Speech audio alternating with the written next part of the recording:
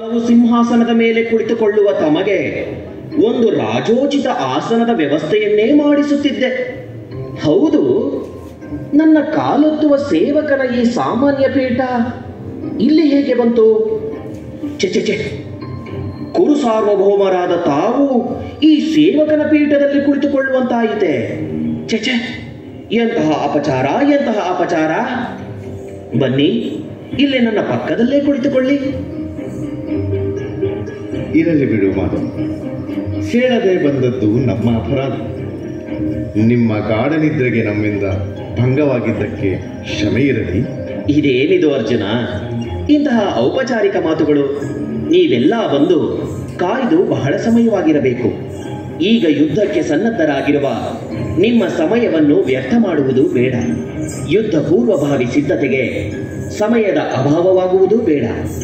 ಹೇಳಿ, ನೀವು ಇಲ್ಲಿಗೆ ಬಂದ ಉದ್ದೇಶ?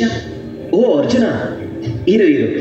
ಮೊದಲು ಬಂದವರು ಈ ದುರ್ಯೋಧನ ಮಹಾರಾಜರು. ಅವರ ಅಪೇಕ್ಷೆಗೆ ಮೊದಲನೆಯ ಆದ್ಯತೆ.